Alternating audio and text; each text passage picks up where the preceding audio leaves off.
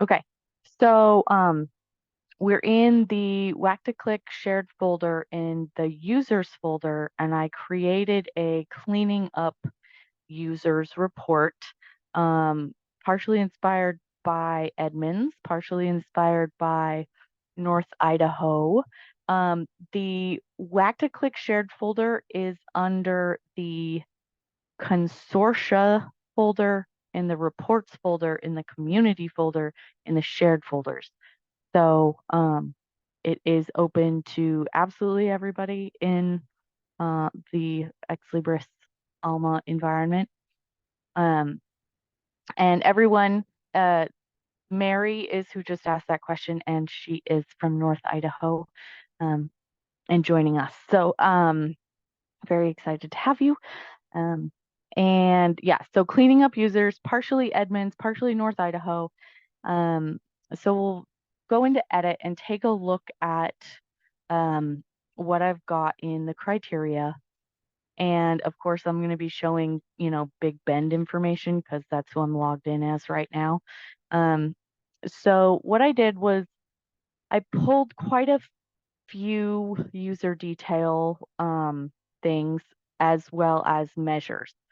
But and I also put a like modification date is less than. So this will be capturing anyone that hasn't been in a patron load since the beginning of this calendar year. Um, so this is really, that's why I named it cleaning up users. It gives you a chance to look at user records that have not been changed either by the system or by a manual change in the last, 2.5 months. And obviously, if you copy this into your local shared folder or your personal shared, um, you can change that modification date. So if you want to like set it back a full year, um, whatever, feels comfortable to you. But hope, as far as I know, everyone's patrons load should be operating correctly right now. So if someone has a modification date before December 31st, they're not in a current patron load. Um, so now for the results page, I did a couple of different tables here to kind of show the potential of the different details that I pulled in criteria. So the first one is we have um, the user group with the number of public users and the number of staff users that fall into that user group. But then in this column, I've used the bins um, ability, which is like a UI for SQL, to group expiration date rather than listing out every single individual expiration date between 2006 and 2010. Now we just see there are 24 public users in the user group community who expired before 2010. Um, so it gives you an idea of like, okay, this user group is, you know, ripe for some cleaning up. Um, you can see faculty and staff is not too bad, although we've got quite a few who expired in either 2021 or 2022. You can also see that I did the bins kind of like really, really old was a 5 year, kind of old was 2 year, and then the last 2 years, and then people who are going to expire way, way, way in the future. Um, and then people who had no expiration date, and I changed the coding on that instead of being null, it says expiration date. So former faculty and staff, you can see these are probably internal accounts, potentially, and so expiration dates were set kind of oddly. Um, and then we have our student one, and I know Amanda's been doing a fair bit of cleanups and purges, so these numbers are quite a bit lower than they used to be. And yeah, and she's recently moved people into this delete thing because it was empty the other day. So she must be working on it. This one is a one to make sure that you have removed permissions from accounts that may no longer need them. So it has a prompt of has a role other than patron, which will default to yes. And then it actually gives you the primary identifier and first name and last name instead of just giving you numbers because you want to see like who those people are and whether or not they still work for you. So you can, with the criteria that has been pulled, um, create a variety of different visualizations, and you can do that. So in this one, I excluded all of this stuff because I was like, I don't really care about purge date. Um, I did care about expiration date because I know that that expiration date is more likely to come um, in the automated patron load. I didn't want primary identifiers. I don't really care if the person has roles. Um, and while the modification date might be important in a visualization if you're trying to track down weirdness, it was already filtered um, in the criteria, so I didn't leave it in. So you can see I've just used a basic table, not even a pivot table, and just done this. You could, if you wanted, if you didn't care, if you were looking at public or staff, there's also a user measures of essentially all here. I don't know how many people use contact, but I I kept it to public and staff. That way you can say, well, I want to just ignore the staff for now. If you wanted, you could just look at public. So that's how I set up that one. This one with the prompt, um, I put that criteria up into table prompts and again, um, excluded from this visualization the numbers because I don't need numbers. We have the actual uh, names. So yeah, so that is that cleanup user one. If you have other questions that you want to explore with your user groups, like when was this user group created, or when was the last person, last user put into um, this user group, then we can look at that.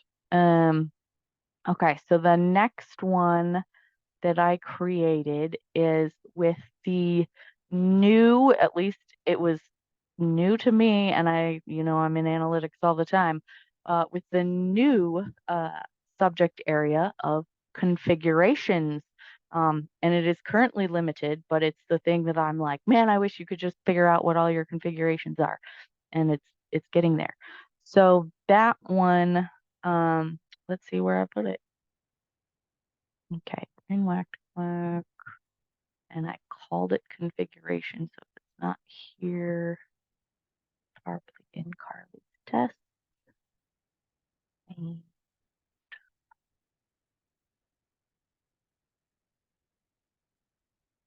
oh bother. Okay. Here's what we're gonna do. I'm gonna do go up, search, and search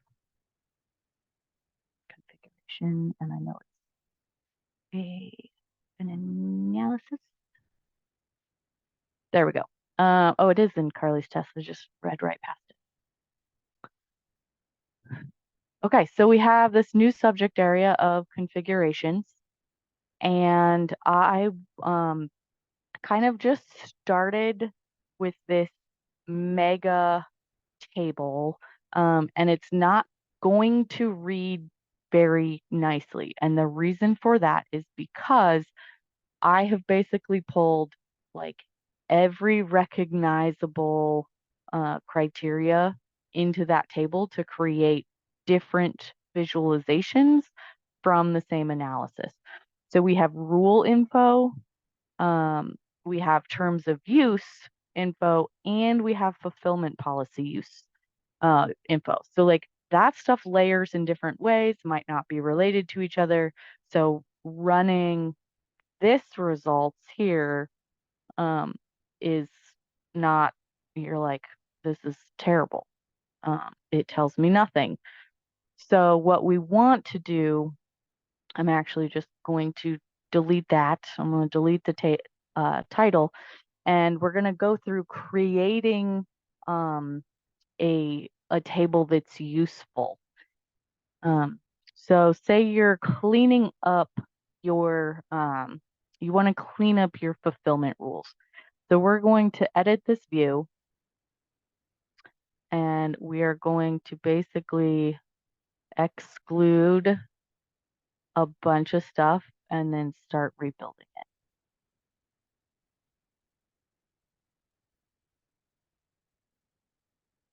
So I'm taking out everything under the folder of rule details and terms of use.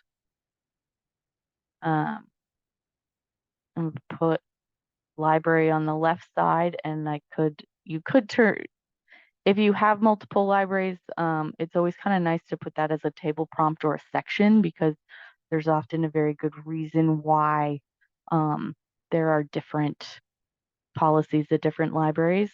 Still some sneaky rules hanging out over here. Keep pulling them out. Okay. So now we just have these fulfillment policies, and um, you could, of course, um, filter. Well, you might think you would want to filter on, is this policy active? But if you filter it to yes, all of the rules in the terms of use will get filtered out because they're not an active policy. This gives you an opportunity if you're like, well, I want to know if I have inactive policies. You can put that in, the prompt, and then we can see what's going on. Okay, and there's this one weird blank, and that's probably because of all the other things that are in the criteria. So all of our policies in this are active. And as you can see, some are not assigned to a library name, and then some are. So if it's not assigned to a library name, that is an institution policy that is inherited by all of your library. So what we could do is go back in and like edit that function so that instead of displaying none, it says inherited by all. If you need that clarity, you do that under criteria. And if you, we want the unit of measure to be to the left of the, or well, yeah, right of the value works, because now we've got 1 week, 21 days. This is a fee.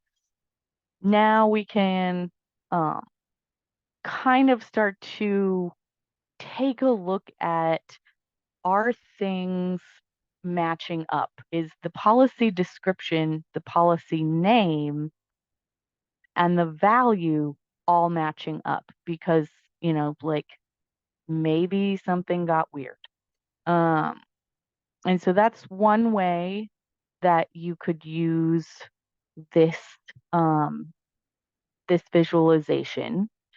Now I'm going to save this one. And now we can create like that one. Now we're going to create another one that's looking at our terms of use. So we go table. Well, actually, you know what I'm going to do? I'm going to do a pivot table on this one, so that I can see what terms of use are being used at what library. Now you can see with all of the crazy criteria in here, we have a completely unreadable. And before I even try and start to figure it out, we're going to pull rule stuff down. We're looking at terms of use.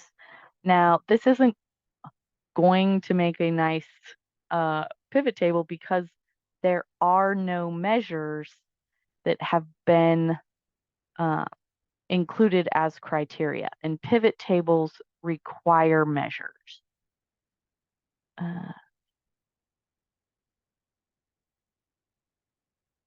Nope. And so notice we're not getting anything decent here because there's no measure. So we'll say done.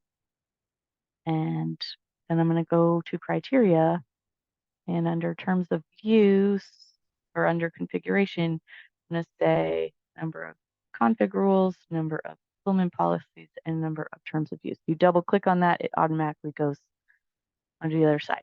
Now this is all gotten added up over here, so we're going to take those out. We are looking at fulfillment policies, so we're going to do that. And the thing is, it's repetitive because we know that we're looking at individual fulfillment policies. So that table doesn't need any measures. You're trying to get that line by line.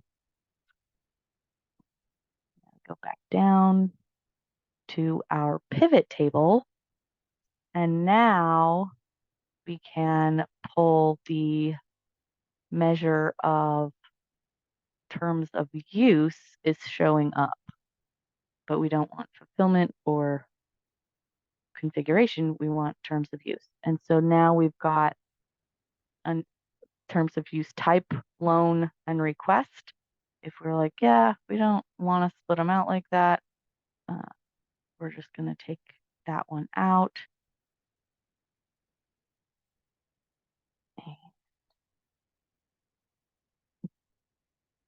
Here's another one where you can kind of see where perhaps there is need for cleanup. So we have this one TOU that's set at the library level instead of at the institution level. And so you can look at that and say, okay, is there a reason for that? Or is that something that for some reason got replicated at the library level? So it's, what is it? Faculty end of term. And here we have faculty end of term, faculty end of term. So now you have this one random TOU and you're like, well, why? So you might look at where that is being applied and then go in and replace it with your institution one. And actually, I want to switch name and description. This is another place where you can kind of look and see if your names and descriptions are matching. If you have a naming convention that is not the description, like, does it make sense? And of course, if we do TOU type, now we can see that there are policies there are loan policies and request policies, and where there isn't a request policy. And what's the other? Just a 0. So pivot tables can be helpful if you're looking at the right type of data. I honestly think that this table could have been just as effective as just a plain table. But you kind of see how you've got to have measures to have the pivot table. Just going to go ahead and leave that as it is. So the other thing I like to do, because when you've got a really, really long one, is just put them next to each other. And that way you're not scrolling quite so long and you know there's two different. Um, okay, Kirsty has some comments. Okay. Ex Libris staff said always set the fulfillment configuration rules at the institution level, not the library. And then control different rules for different libraries by using library equals in the criteria in the fulfillment rules. Um, yeah, so originally created versus perhaps created later. Um, yeah, so this approach of having a bunch of different fields in the query and not having them in the field only gets goofy if you filter on a criteria here that you don't want to apply to every single view. So if you're using different folders of the same subject area and you filter on one of those filters, it will end up eliminating um, anything without that same key field from the other folders. So you've got to be a little bit careful, but I like it because it does kind of give you the ability to create a dashboard without it being a dashboard. It's just a single report with multiple visualizations. Um, so we've got our terms of use, we've got a fulfillment policy. I think that's the one I looked at. So let's do like one more. Go back to table, and now it's all gross and ugly. And now let's see all these rule parameters and what we can learn from that. And I like a lot of this stuff because it helps me understand the layering of certain things. Um, and like how they apply to each other.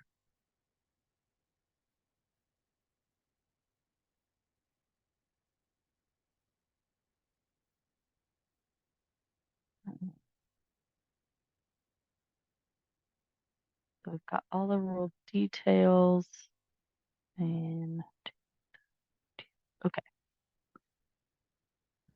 So again, don't need that measure. So this is where I kind of learn about the system because I can see where library name applies, and we can see that like most of these are at institution level, but now we can see that that one that was at the library level where it's what rule it's being applied to. These are all showing up as terms of use. Terms of use, parameter type is all out, which I don't even know what it is. And here's one that's not active, but what we can do to clean this up is like, well, I don't really care about these three. So now we will pull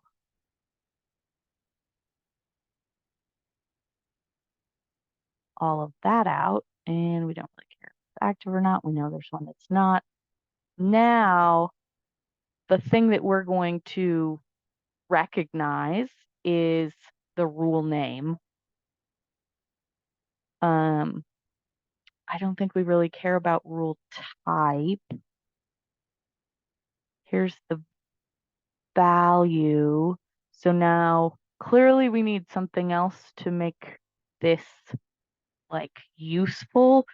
So this is the point where I'd start pulling other things. So TOU name, what does that give us? Okay, nothing. Policy name. Oh, okay. So we have now this rule of end of term faculty general is part of this policy. If we swap that, we can see, I bet you these rule names that are not part of a policy are part of the Ex Libris like out of the box.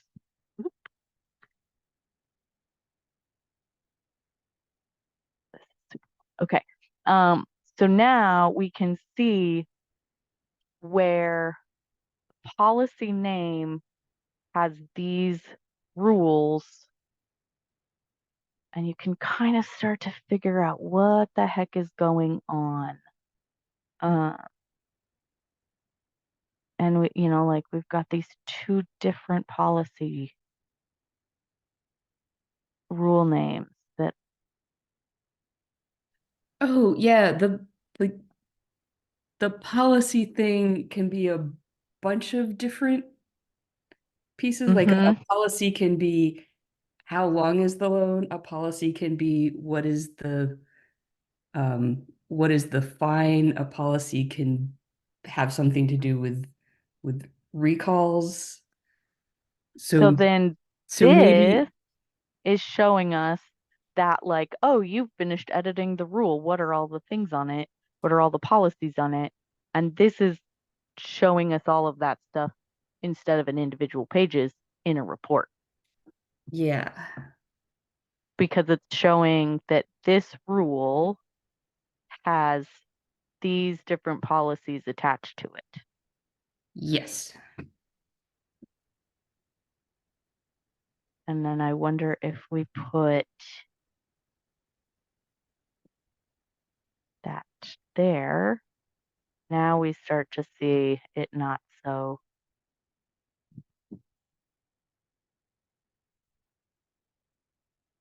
So now we can see that faculty laptops are covered by end of term faculty general, as is faculty equipment end of quarter. And it's like, okay, well, maybe you only need, if these two are exactly the same, maybe you only need one. But then you're like, okay, so now I've identified these, uh, the rules or the policies. I think it's the rules we want, but I need to know what weird equipment is hanging out under faculty equipment end of quarter versus faculty laptops. And so there's also a report that I built for that. Okay, so I've saved this and go back to catalog, and it was a item. Called it item. This is one that I made, I copied from somewhere a while ago. This item with no assigned item policy, also good for cleanup. Um, let's go into my test folder. And this stuff's all real beta, which is why it's kind of all over the place and not awesomely organized or titled quite yet.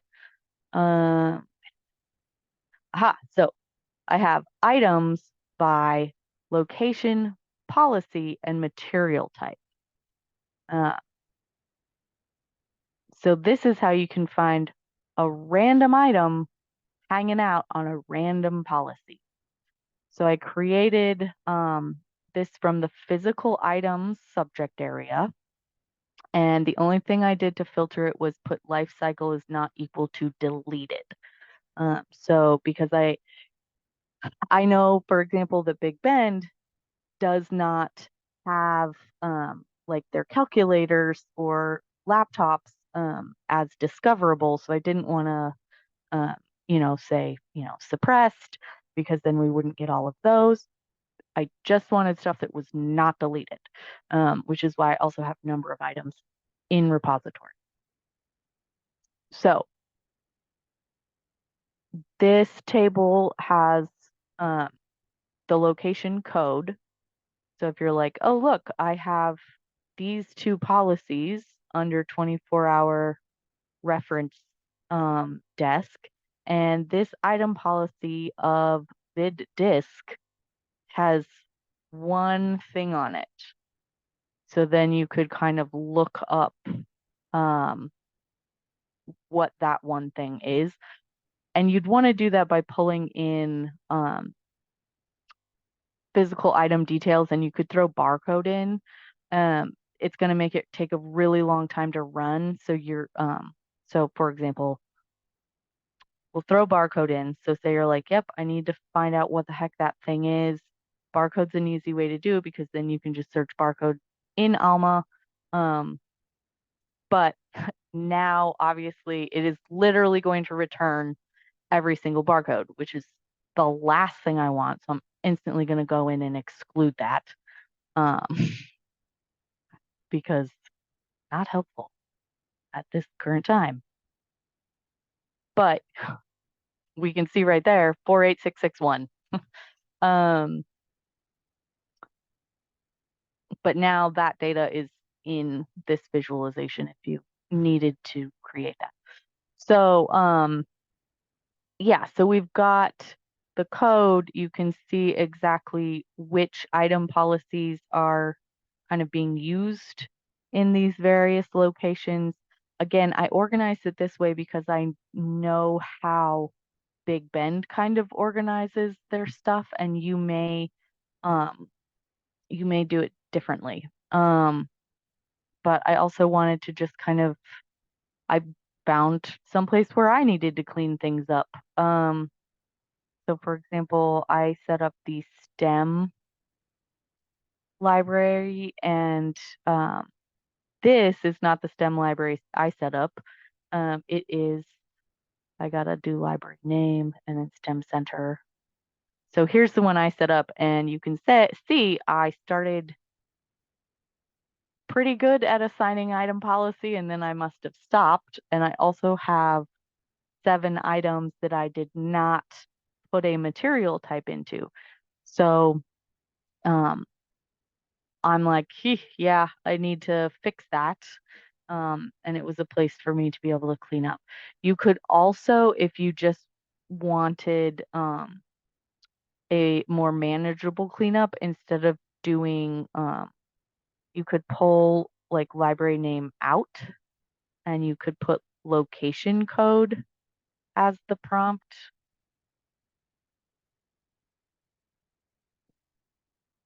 So if you're like, well, I need to clean up reference. So Children's Lit has sound recordings, has some books, manuscripts, uh, more sound recording, more sound. So we've got sound recordings under 3 different item policies in the location of children's literature. So the Teresa or Amanda might want to go in there and say, like, what are these sound recording items? And do we want to change the item policy on these 3 things so that they're all matching up? Are these truly 7 manuscripts, and can they be book? Um, or I guess they are already under item policy of book. Um, or like maybe this sound recording everything needs to be under CD or audio. Or cart, this is their like laptops. So we've got 1 that's end of quarter equipment, and then 4 that are STEM, and then 1 that has no material type. Is that another laptop that material type didn't get set, or is it something else? Um, Library labs, 24-hour checkout of laptops. Um, uh, STEM lock, this one's mine, from the STEM library. Uh, and let's say YA. We have 390 YA um, books in that location. Reference desk, so they have reference desk, reference quarter, reference reserves. So you can see under reference quarter, there is faculty equipment, end of quarter equipment, and equipment. If faculty have the same end of quarter terms, um, then, like you might want to think about how you're using item policy. Now, maybe this laptop is one that can only be checked out by faculty, and that's why it is labeled that way. Um, let's see, media. So we've got sound recordings under the book policy. Uh, we've got, oh, that's good, none on zero. Um, it, we've got books under the equipment policy. So are those really books or are they laptops? Um, so this visualization um, seems to be one that is now providing a little more of a clue as to where some cleanup might be necessary. Um, so yeah, so those are some of the ones that I've created. As you can see, they were scattered between Whack to Click, like general folder, users folder, and Carly's tests. Um, so feel free to go in and search around. And again, they're very much in beta. Now the uh I suppose I should probably ask for questions since I've spoken really quickly and maybe there's, something I can clarify. I also have a couple of Primo reports I built this morning, um, if we want to look at those. So yeah. Questions?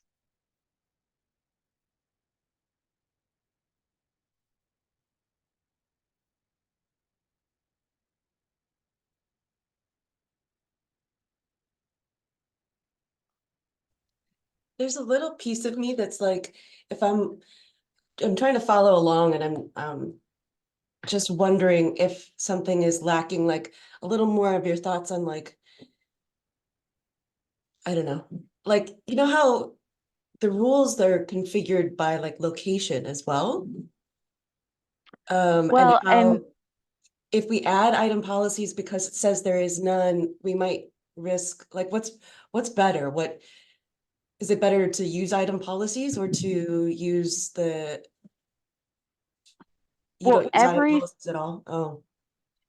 so every library has a slightly different process. And I think like some of these I like I created these. One, I've only looked at Big Bend with through this analytical lens. Um, and so what might show up for you is that you don't use item policies at all, but you've got a few that are hanging out that do have item policies. Um, so like I started on this really not from the perspective of, oh, there's a right way to do it, a wrong way to do it, but as everybody probably has a few outliers that could be kind of brought into the more like normal process. Um, and that by cleaning up those, you can start to understand how your system is configured. And then it's much easier to document um, your processes. Um, so, like, one of the things that just happened at Olympic was at one point in time, um, the person doing cataloging was told to remove a certain field from the 852. They just kept doing it on everything and no longer knew why they were doing it, but the way that Alma works, it was significantly impacting function when it came to certain analytical reports. Um, and so if, like if you can run some of these high level, like we're not looking at a specific barcode because you can always, so say you've got a specific barcode, you've got a laptop and you're like, what the heck is going on with this laptop? You can go into fulfillment configuration utility and we can do just the normal old student test and we want to know, okay, Did Carly set up this TI 30X for the STEM Center correctly? What's going to happen if a student checks it out? It is this barcode of calculator here is in the STEM Center under the fulfillment unit rule of end of term. The term of use is STEM, end of term, TOU. And then here are all the policies that have been assigned to that term of use. The requesting policies are here. Okay, these are the defaults. These are the defaults. Here are the policies. The booking is default. Here are the policies. And there's no overdue or lost loan profile on here. So yeah, overdue and lost loan profiles boggle my mind. So that's one where I probably need to check that. But this is looking at it from an individual item level, where you might find something irregular. This, if we go to location code of STEMlock, we can see that the item policy on a fair number of the calculators is none. And the overdue and lost loan profiles, I think, are attached to the item policy in Big Ben's configuration. So this one maybe has no item policy and therefore has no overdue or lost loan profile. So does that make these are kind of intentionally vague, if that makes sense. They're not necessarily reports that are well, they're not the kind of reports that you're going to report out to someone oh yeah, we have, we're managing this number of fulfillment rules. Right? They don't make nice visualizations of look how many checkouts we got under this, this doesn't even show oh, our calculators checked out this many times or our books checked out this many times. This is really just an internal, you might have to play around with it depending on your configuration. And I'm totally happy to sit and play around with anybody on these two, because you may open them up and not get much of anything, depending on how your institution is set up. But you might at least get an area where you can know that maybe there's some cleanup to do.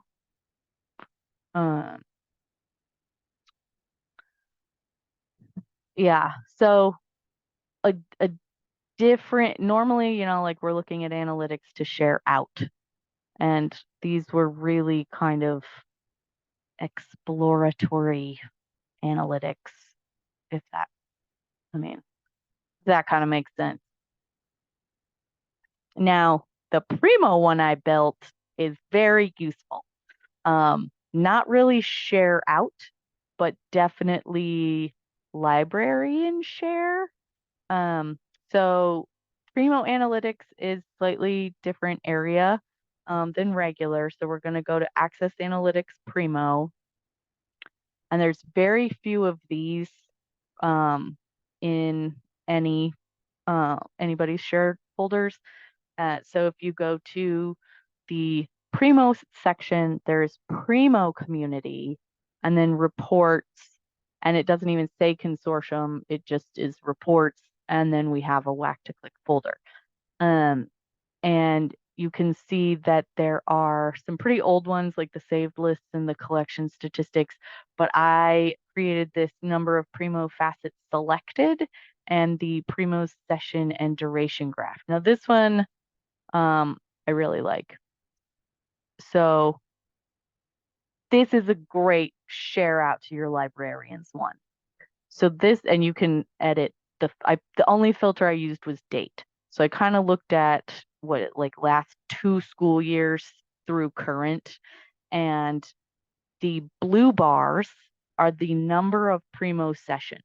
So you can see summer um, dips way down. You can see late fall trends like a bit higher for, library Primo use. And then session duration is that green line. So that's the average length of the session in seconds.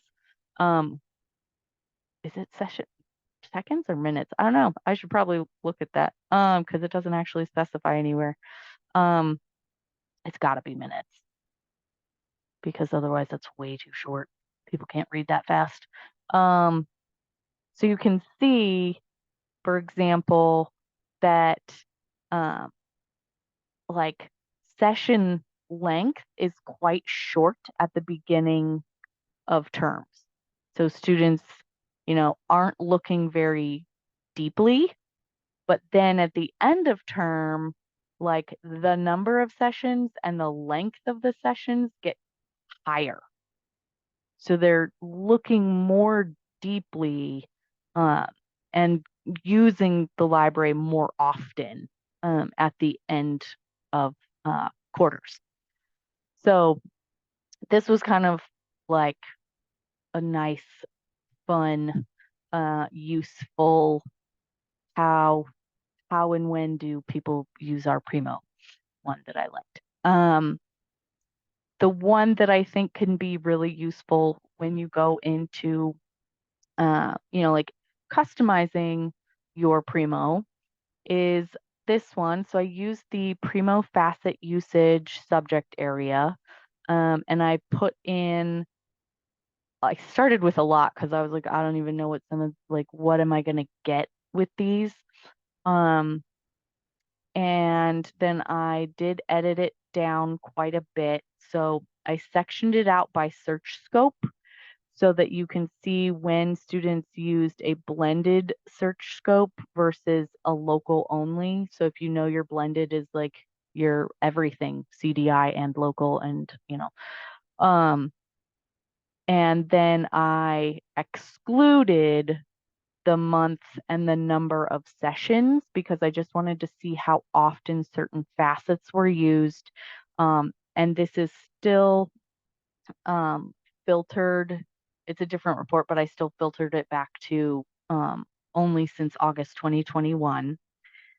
And so we have the facet type, which you don't really need to include, except you do have these ones down here, but most of us are probably like a bit more familiar with facet value.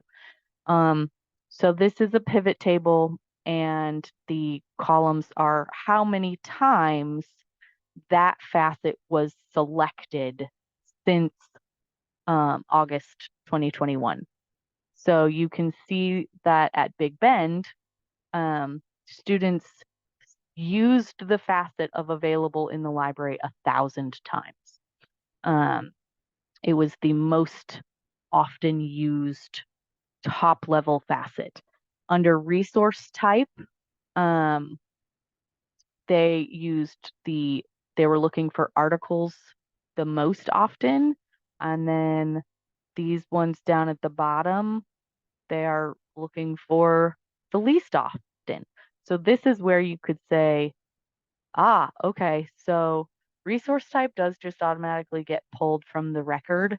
But it can tell you because you can specify how many resource, how many values are visible um, in the resource type. So if you notice, like, okay, wow, like really the number of, video, book chapter, newspaper article, books and articles is higher than everything else. Um, like let's just do let's do the top 5 values are all that's visible in resource type. But if you're like, well, actually, reference entries is pretty high too. I want to make sure that that is visible.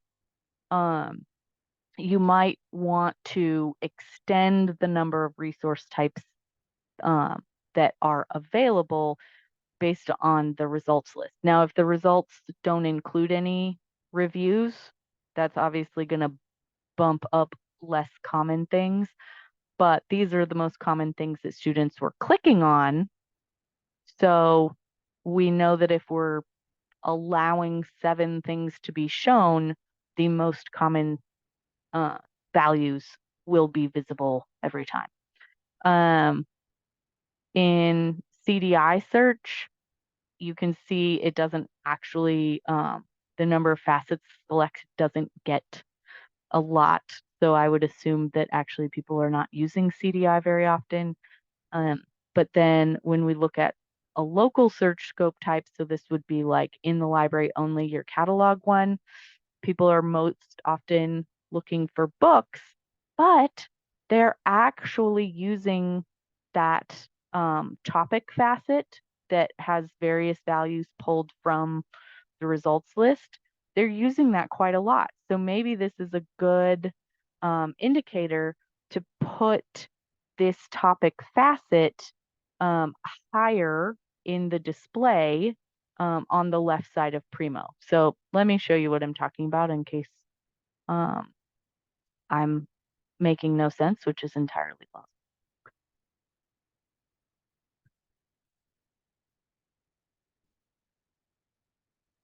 Okay, so this is a blended, and our top level is availability. So even though available online is coming as the first option because it's alphabetical, held by the library, which is uh, available in the library, is actually the one that people select first. Resource type, they are showing the top 5, but you can, under display configuration, set this to show more off the bat. So you can set it to show the top 7 resource types within this result list.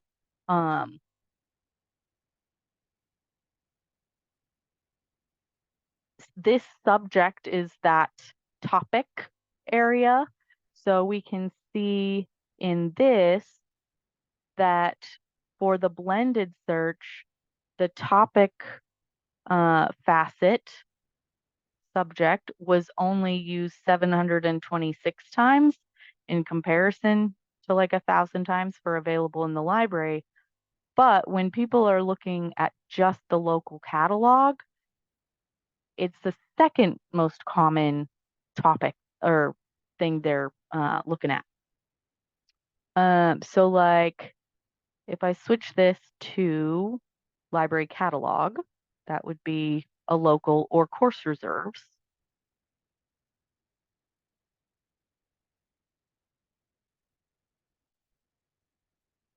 This subject is getting used almost as many times as held by library. And it's getting used almost as much as, oh yeah, available in library is getting used less than the books filter or the topic filter in this one. So people are going to this or they're going to this more than they're doing this, which makes sense, right? Because this is a local, it's the library catalog. So anyway, interesting things that you can kind of find about your users' preferences and their needs from just looking at the facets that are selected. I did in this criteria also include the number of sessions. So you probably do a visualization that shows like by month the number of sessions and then which facets were used, so you can see like facets per session. But I was like, that's probably more than you need. All that's going to tell you is that some super users use facets a lot. Um, so, but if you're wanting like full number of sessions in a month and how many times people then use facets and you can get that average regardless of month. Um, let's just add that. Let me see if I can wrap my brain around the mathematical part of what I'm trying to say. So, so one of the reasons that I did the search scope type as a pivot table prompt or as a section was because I was seeing if there was anything kind of useful in there. Um, I don't know how useful it is, so we could take that out and then we can see that out of um, 500 sessions, so that could be multiple searches, um, the available in library um, like checkbox is being used multiple times. In fact, that's true for all of the top level ones. Yeah, so you can see people tend to use the same facets over and over again in the same session.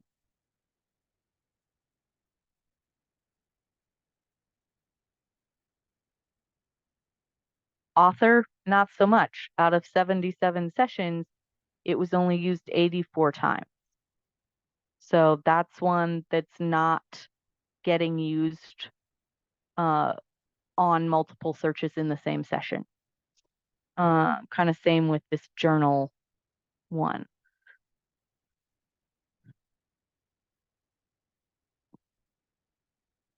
But, you know, books, articles is getting used at on, you know, 1.8 searches per session. Almost, you know. So, you know, these sessions, you know, available in libraries being used at least twice. So at least two searches. If someone does two searches, they're probably using it twice. They do 5 searches, they're, you know, using it 2 of the 5 times. Anyway, kind of an interesting way to look at um, how your users are using the available facets. Um, if you added in the months, we might figure out why there is both this like newspaper article and newspaper articles. I would bet that this is like a time thing of like old UI, new UI. Um, but like you could do, hold on. So we could add dates here. So now we see in September, uh, one person used the author facet 6 times.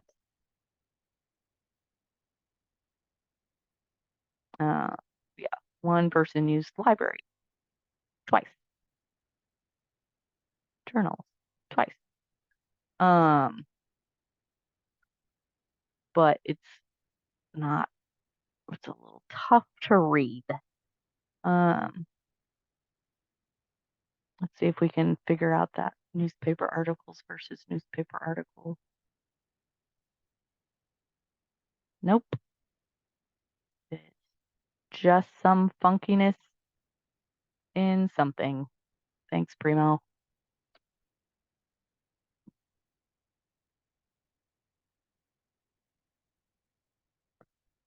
You can also like sort. So at the beginning, of a term in September, the most commonly used facet is books, and subject area. At the busiest time of the year, that deep learning, it switches to articles as the most common resource type and peer-reviewed journals. That is just a lovely little trend.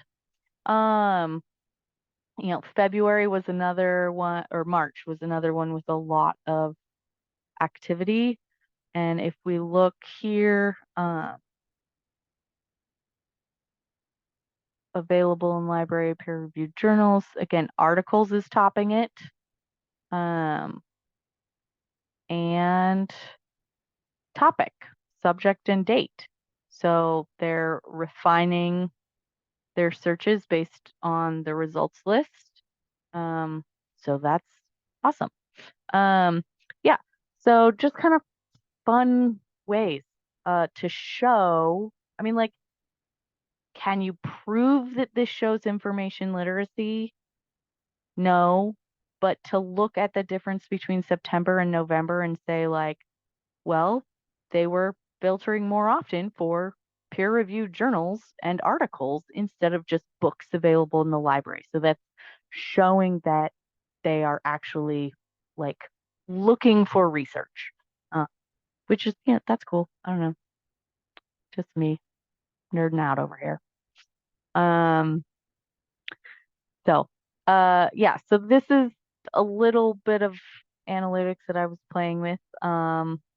Always happy if you apply it to your own institution and see weirdness. And you want to see if we can tweak it to give you something that answers a specific question or like might be tailored for a specific audience like administration or instructional librarians, or your web team. If your web team isn't in the library, um, and because I think one of the overused subject areas in the Primo analytics is top search terms. Um, like, I don't know, given, like how granular that could be, um, how truly useful it is for a small institution with so many programs. Um, if you're a science library that, covers two programs and, like, you might get some more insight from it. But we've got users searching for so much. Now, one of the things that I did do when I was at Whitworth was I looked at search terms just to see how often users were searching for a database or vendor, um, because that could be information that you use to um, propose, adding database findability, discoverability within Primo to say, well, you know, users searched ProQuest in the catalog 257 times, uh, and didn't get a database as a result. So maybe um, we should do the databases in discovery thing. Uh, so right, how often students are searching for textbooks. If you know you've got some textbook titles um, that come up. Uh, so yeah, I think search terms can be useful in those kind of very pointed, limited ways, but just saying, oh, our top search term was this. Uh, and, like, you might also look and see, wow, we had someone search for dental hygiene 16 times over the last year. Yeah, that was me.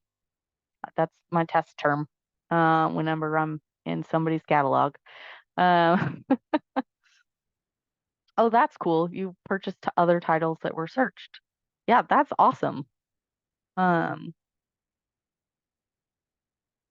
so, um, yeah, Primo Analytics is probably underused utilized because translating it into action is a little bit harder. But I mean, like, clearly Shoreline has some great uses, and maybe you have ideas yourself that you want to share. It's 10 minutes over, so I apologize, and I definitely think I have a 11 o'clock meeting that I'm late for. So I had a question though. yeah, yeah, yeah. One of my tables, I have like a blended and a CDI slash deep search. One of them, and then the local, but one of them, the very top one is blank. Yeah, I think that popped up in Big Bend as well. Um, does it have any data in it? Yeah, it does. Not tons, but I wonder if it is um, from a search profile that has either been deleted or that uh, the configuration has been changed okay. over time. You know, like it was blended and now it's only local or vice versa. Yeah, okay. It's kind of Um, what I figured, but just want to double check. Thank you so much. This was so awesome. okay. Um, all right. Thanks, everybody. We'll see you later.